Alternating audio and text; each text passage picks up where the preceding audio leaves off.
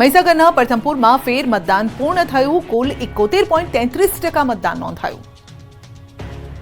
મહીસાગરના પ્રથમપુરમાં booth capturing બાદ ફરી મતદાન થયું. બીજી વાર મતદાન થતા લોકોમાં ભારે ઉત્સાહ જોવા મળ્યો. મતદાન કરવા માટે ગ્રામજનો સવારથી લાઇનમાં ઉભા રહી ગયા હતા. બૂથને ક્રિટિકલ કેટેગરીમાં મૂકવામાં આવતા ચુસ્ત બંદોબસ્ત ગોઠવાયો હતો. એએસપી, પીઆઈ, પીએસઆઈ સહિતના પોલીસ જવાનો, મહિલા પીએસઆઈ, સીઆરપીએફની ટુકડી તૈનાત કરાઈ હતી. સાથે જ મેટલ ડિટેક્ટર, સીસીટીવી કેમેરા સહિતના અદ્યતન ઉપકરણો ગોઠવાયા હતા. કલેક્ટર, એસપી સહિતના અધિકારીઓ પણ મતદાન મથકે હાજર રહ્યા. પોલીસની હાજરીમાં મતદાન થયું. ગ્રામજનોએ ભયમુક્ત થઈ મતદાન કર્યું. 220 નંબરના પ્રથમપુર પોલિંગ બૂથ પર 618 પુરુષ મતદારો અને 606 મહિલા મતદારોએ ફરીથી પોતાનો મતાધિકારનો ઉપયોગ કર્યો. તો પોતાના જ લગ્ન હોવા છતાં વરરાજાએ મતદાન કર્યું. વરરાજાએ મતદાન કરી તમામ મતદારોને મતદાન કરવાનો સંદેશ આપ્યો હતો. ફરી મતદાન થતા દાહોદ બેઠકના જશવંતસિંહ ભાભોર પણ મતદાન બૂથ પર નિરીક્ષણ કરવા પહોંચ્યા હતા.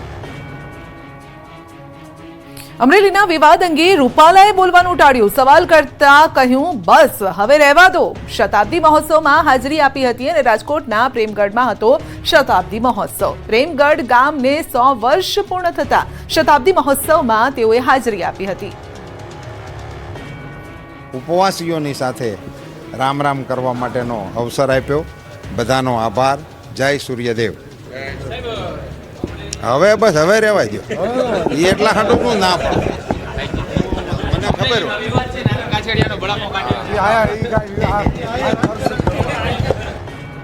ઇફકોના ચેરમેન દિલીપ સંઘાણીનું નિવેદન, વિકાસ સિવાય હાલ કોઈ વાત નથી. ખેડૂતો માટે નક્કર કામગીરી કરવામાં આવે છે. વાદ વિવાદ નહીં, વિકાસ સિવાય વાત નહીં. હું કોઈ જૂથવાદમાં પડવાનું નથી તેવું સંઘાણીનું કહેવું છે. ચૂંટણી બિનહરીફ જીત્યા બાદ રાજકોટ પહોંચ્યા દિલીપ સંઘાણી. રાજકોટ એરપોર્ટ પર સંઘાણીનું ભવ્ય સ્વાગત કરાયું.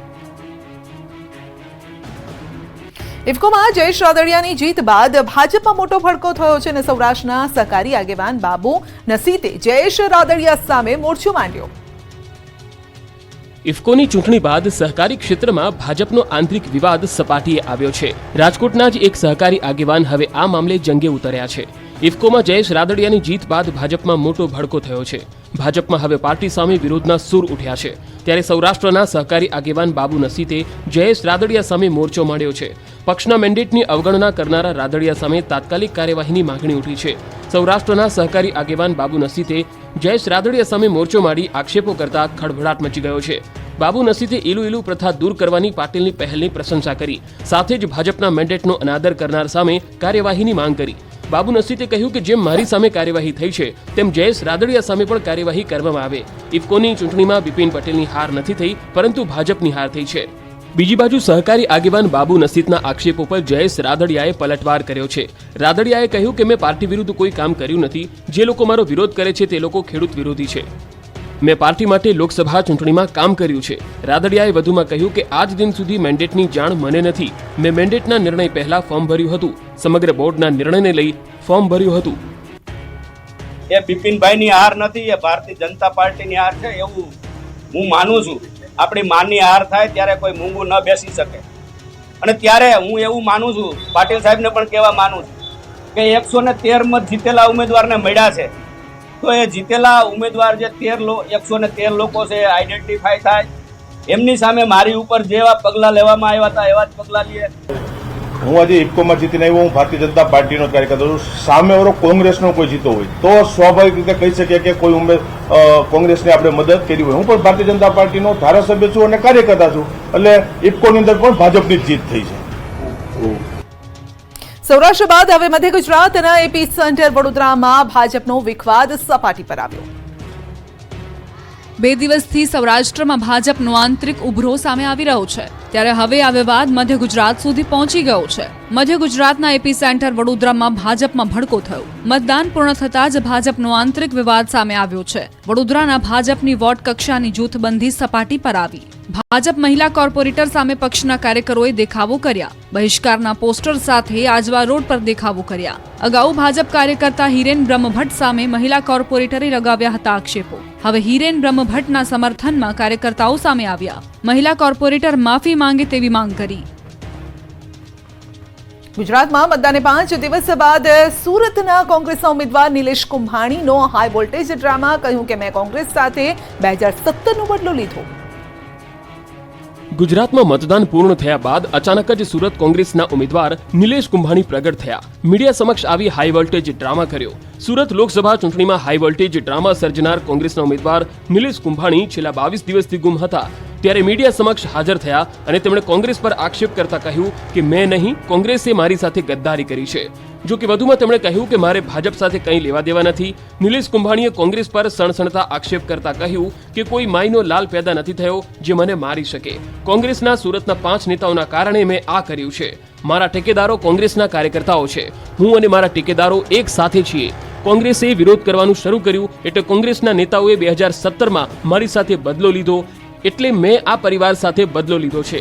મારા ઠેકેદારો અને કાર્યકર્તાઓએ બદલો લીધો અને હું પણ તેમાં સાથે છું. તો મારા નિવેદનથી કોંગ્રેસને કોઈ નુકસાન ન થાય એટલા માટે હું ચૂપ હતો તેવો દાવો કર્યો. પરેશ ધાનાણી, શક્તિસિંહ ગોહિલની મર્યાદા નડતી હતી એટલા માટે નિવેદન આપવા ચૂંટણી પતે પછી મારે હાજર થવું હતું. ચૂંટણી પૂર્ણ થતા નેતાઓ હળવા ફૂલ થયા. વિજાપુરના ભાજપના ઉમેદવાર CJ ચાવડાએ ગાયું ભજન. તાજેતરમાં જ લોકસભાની ચૂંટણી અને પેટા ચૂંટણી માટેનું મતદાન યોજાયું હતું. ત્યારે પેટા ચૂંટણીમાં વિજાપુર બેઠકના ભાજપ ઉમેદવાર ચૂંટણી બાદ હળવા મૂડમાં જોવા મળી રહ્યા છે.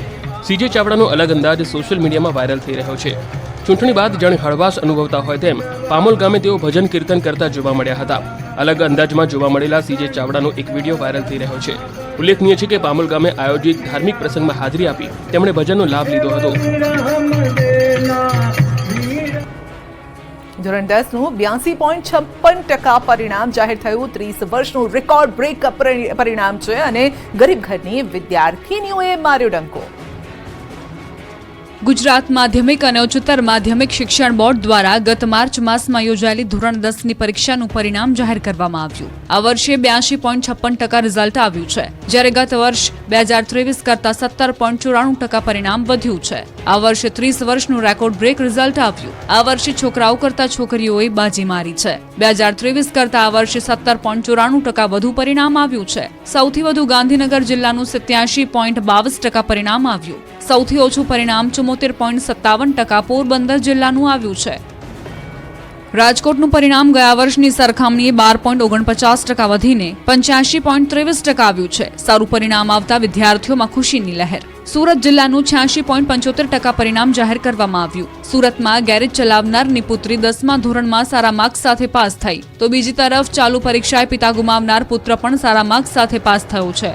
ધોરણ 10ના પરિણામમાં અમદાવાદની રિયા શાહ વિદ્યાર્થીઓ માટે પ્રેરણાદાયક બની. રિયાના માતા પિતા મૂકબધિર છે, સાંભળી કે બોલી શકતા નથી. છતાં સંઘર્ષના વાતાવરણમાં રિયાએ ધોરણ 10ની પરીક્ષામાં 93% મેળવ્યા. તો અમદાવાદમાં એક સામાન્ય પરિવારના દીકરા નિત્ય પવારે ધોરણ 10માં 94% મેળવ્યા છે. પિતા કમ્પ્યુટર ઓપરેટર છે. સામાન્ય પરિવારની એક દીકરી ધ્વની બારિયાએ 94% પરિણામ મેળવી પરિવારનું નામ રોશન કર્યું છે. આ બાજુ વડોદરા જિલ્લાનું 77.20% પરિણામ આવ્યું. વડોદરામાં પાણીપુરીની લારી ચલાવનારની પુત્રીએ ધોરણ 10ના પરિણામમાં ડંકો વગાડ્યો. નારાયણ સ્કૂલમાં અભ્યાસ કરતી પૂનમ કુશવાહાએ ધોરણ 10ની પરીક્ષામાં 96% સાથે 99.72% મેળવ્યા છે. અમદાવાદની રાજસ્થાન સ્કૂલની મનમાની સામે આવી. અમદાવાદની કેટલીક ખાનગી સ્કૂલો દિવસેને દિવસે દાદાગીરી કરવા લાગી છે. ગરીબ બાળકો સાથે ભેદભાવની અનેક ફરિયાદો ઉઠી રહી છે. ત્યારે હવે અમદાવાદની રાજસ્થાન સ્કૂલ વિવાદમાં આવી છે. રાજસ્થાન સ્કૂલમાં બાળકોને પ્રવેશ મુદ્દે બવાલ થઈ છે. શાહીબાગમાં આવેલી રાજસ્થાન શાળાએ સ્કૂલમાં બાળકોને પ્રવેશ ન આપતા વિવાદ થયો છે. શાળામાં મોટી સંખ્યામાં વાલીઓએ હોબાળો કર્યો. શાળા ખાતે મોટી સંખ્યામાં વાલીઓ પહોંચ્યા હતા અને ધોરણ 8 બાદ ધોરણ 9માં પ્રવેશ ન આપતા વાલીઓ રોષે ભરાયા.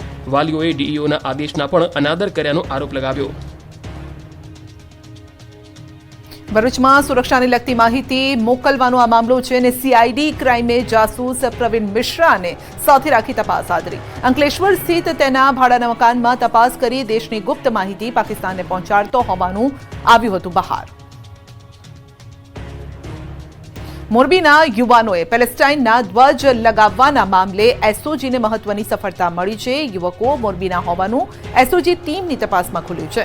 એક સગીર અને 2 યુવકોની પોલીસે પૂછપરછ પણ શરૂ કરી. અન્ય એક સગીરની પણ પૂછપરછ હાથ ધરાઈ. 24 એપ્રિલે હાજીપીર જતા સમયે વિડીયો બનાવીને વાયરલ કર્યો હતો. પેલેસ્ટાઇનના સમર્થનમાં વિડીયો બનાવીને કર્યો હતો વાયરલ. કચ્છના નખત્રાણા નજીક પેટ્રોલ પંપ નજીક દેખાયા હતા યુવકો. પેલેસ્ટાઇનના ધ્વજ સાથે બાઇક પર વિડીયો બનાવ્યો હતો. અમદાવાદમાં ચાલુ મેચમાં ધોનીએ પગે લાગીને ભેટનાર યુવક ભાવનગરનો. અમદાવાદના નરેન્દ્ર મોદી ક્રિકેટ સ્ટેડિયમમાં ચાલી રહેલી આઈપીએલ મેચમાં શુક્રવારે ગુજરાત ટાઇટન્સ અને ચેન્નઈ સુપર કિંગ્સ વચ્ચેની મેચ દરમિયાન સુરક્ષામાં મોટી ચૂક જોવા મળી. ક્રિકેટર મહેન્દ્રસિંહ ધોનીનો ફેન ચાલુ ક્રિકેટ મેચ દરમિયાન બાઉન્ડ્રીને ઓળંગીને સ્ટેડિયમમાં ધોનીને મળવા પહોંચ્યો હતો. આ કરતૂત બદલ તાત્કાલિક સ્ટેડિયમમાં હાજર પોલીસ જવાનોએ તેને પકડી લઈ તેની વિરુદ્ધ કાયદેસરની કાર્યવાહી હાથ ધરી હતી. પકડાયેલ આરોપી જય જાની મૂળ ભાવનગરનો રહેવાસી છે. પોલીસ પૂછપરછમાં તેણે કહ્યું કે મારી ધોનીને મળવાની ઈચ્છા હતી એટલે જાડી કૂદીને હું જતો રહ્યો. મારો કોઈ બીજો ઈરાદો ન હતો. ત્યારે હાલ તો તેની ધરપકડ કરી વધુ તપાસ હાથ ધરાઈ છે. આ પ્રકારની ઘટનામાં કોઈ ગંભીર ઘટના ન બને તેની જવાબદારી કોની એવા પ્રશ્નો ઊભા થયા છે. સુરતમાં વ્યાજખોરોએ ફરી માથું ઉંચક્યું, પોલીસે કરી લાલાંક. સુરતમાં ફરી એકવાર વ્યાજખોરોનો ત્રાસ વધી રહ્યો છે. વ્યાજના વિષચક્રમાં પરિવારો ફસાઈ રહ્યા છે. ત્યારે સુરત પોલીસે વ્યાજખોરો સામે લાલાંક કરી છે. સુરતની કાપોદ્રા પોલીસે 5 વ્યાજખોરો સામે પગલાં લીધા છે અને 5 વ્યાજખોરોની ધરપકડ કરી છે. વ્યાજખોરો પાસેથી ડાયરી, મોબાઈલ અને રોકડા મળી આવ્યા છે. તપાસમાં સામે આવ્યું છે કે વ્યાજખોરો વ્યાજે આપેલા રૂપિયા લેવા લોકોને દબાણ કરતા હતા અને ફોન કરી વારંવાર ધમકી આપતા હતા. આ અંગેની ફરિયાદો મળતા પોલીસે વ્યાજના વરુઓને પકડી જેલ હવાલે કર્યા છે. અમરેલીના લીલિયામાં ગુંડાઓ બન્યા બેફામ, થોડા દિવસે થઈ લૂંટ. અમરેલીના લીલિયામાં લૂંટારુઓ બેફામ બની ગયા છે. લૂંટારુઓને જાણે પોલીસનો કોઈ ડર ન હોય તે રીતે લૂંટ ચલાવી ડરનો માહોલ ઉભો કર્યો. લીલિયાના ક્રાકચ ભોરિંગડા રોડ પર એક વેપારીને લૂંટી લેવાયો. ઇમિટેશન જ્વેલરીની દુકાન ચલાવતા મનોજભાઈ માંગરોલિયા પોતાની દુકાનમાં હતા ત્યારે કેટલાક શખ્સો બાઇક પર આવ્યા હતા અને દુકાનમાં ઘૂસી પહેલા તો વેપારીને ધાક ધમકી આપી હતી અને બાદમાં વેપારી પાસેથી 1,90,000 ભરેલી બેગ લઈને ફરાર થઈ ગયા હતા. સમગ્ર ઘટના સીસીટીવીમાં કેદ થઈ છે. થોડા દિવસે લૂંટના કારણે આ વિસ્તારમાં દહેશત ફેલાઈ હતી અને વેપારીએ લીલિયા પોલીસમાં ફરિયાદ નોંધાવી છે. અંબાજીમાં 30,000 ભરેલી થેલી શ્રદ્ધાળુ ભૂલી ગયા, પોલીસે રૂપિયા પરત કર્યા.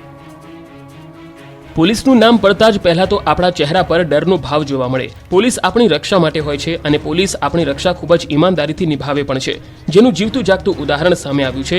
યાત્રાધામ અંબાજીમાં 30 તારીખના રોજ દર્શને આવેલું નાસિકનું યુગલ ફોટો પડાવવાના ચક્કરમાં 30,000 રૂપિયા ભરેલી થેલી મંદિર આગળ જ ભૂલી ગયા.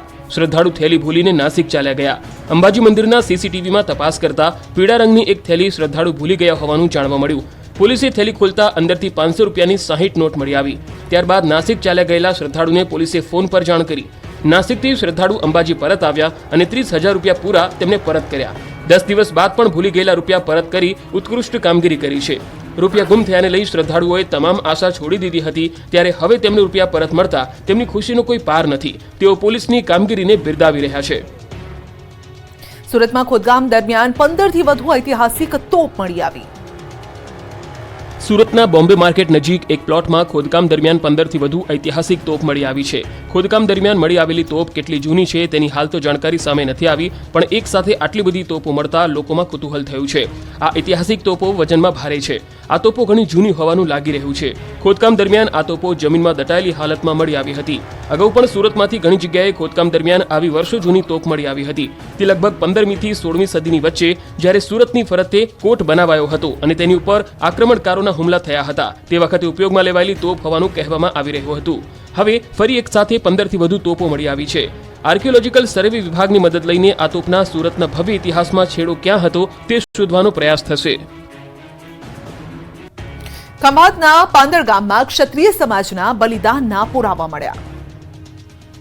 ખંભાત તાલુકાના ભાલ પ્રદેશના પાંદડ ગામમાં ક્ષત્રિય સમાજના બલિદાનના પુરાવા મળ્યા. ગાય બ્રાહ્મણ માટે ક્ષત્રિય સમાજ યુદ્ધે ચડી અને બલિદાન આપતા હતા. તે વખતના પાડિયા ખંભાત તાલુકાના ભાલ વિસ્તાર પાંદડ ગામે મળ્યા. 250 વર્ષ જૂનું વડતાલ તાબાનું સ્વામિનારાયણ મંદિર જેને તોડી નવા મંદિરના બાંધકામ દરમિયાન પાડિયા મળી આવ્યા છે. સ્થાનિક સરપંચ અને ગ્રામજનોએ ખંભાત મામલતદારને જાણ કરી છે. 300 વર્ષ પુરાણા પાડિયા મળી આવ્યા છે. પાડિયા વિશે ક્ષત્રિય સમાજની લોકવાયકા મુજબ જે ક્ષત્રિય યોદ્ધા બ્રાહ્મણ ગાય અને નિસહાય લોકો માટે યુદ્ધે ચડતા તેમના જીવનું બલિદાન આપતા તેની યાદમાં પથ્થર પર તે શહીદનું નામકરણ કરી તેની યાદમાં સ્થાપિત કરવામાં આવતું તેને પાડિયા કહેવાય છે. પાંદડમાં 11 પાડિયા પર નામકરણ પણ દેવલિપિ અને સંસ્કૃત લિપિથી થયેલું છે જે સ્પષ્ટ વાંચી શકાય છે. ચોમાસામાં આ વખતે અમદાવાદના રસ્તાઓ પર નહીં ભરાય પાણી. દર વર્ષે ચોમાસામાં અમદાવાદના રસ્તાઓ નદીઓ બની જાય છે. મોટાભાગના રોડ જાણે સ્વિમિંગ પુલ બની જાય છે અને દર વર્ષે પ્રી મોન્સૂન પ્લાનનો પર્દાફાશ થઈ જાય છે. પરંતુ આ વખતે અમદાવાદીઓને ચોમાસામાં રોડ પર ભરાયેલા પાણીમાં ફસાવવું નહીં પડે. જી હા, તમે બરાબર જ સાંભળ્યું છે. અમદાવાદ કોર્પોરેશને અમદાવાદના રોડ પર પાણી ન ભરાઈ રહે તે માટે આગોતરું આયોજન કર્યું છે. આ વખતે ચોમાસામાં અમદાવાદમાં પાણી ન ભરાય તે માટે વિશેષ તૈયારીઓ કરાઈ. એએમસીએ ચોમાસા અંગે આગોતરું આયોજન કર્યું છે. અમદાવાદમાં 146 વોટર લોગિંગ સ્પોટ માટે તૈયારી કરી છે. 146 સ્થળ પૈકી 110 સ્થળ પર નવી લાઈનો નાખવામાં આવી છે. ચેરમેન દેવાંગ દાણીએ દાવો કર્યો કે હવે પાણી ભરાવાની સમસ્યાથી શહેરીજનોને મુક્તિ મળશે. પાણી ભરાતા હોય તેવા સ્થળો અને રસ્તાઓ પર નવી લાઈનો નાખવામાં આવી છે. કેચપીટની સફાઈનો એએમસી દ્વારા એક રાઉન્ડ પૂરો કરવામાં આવ્યો છે.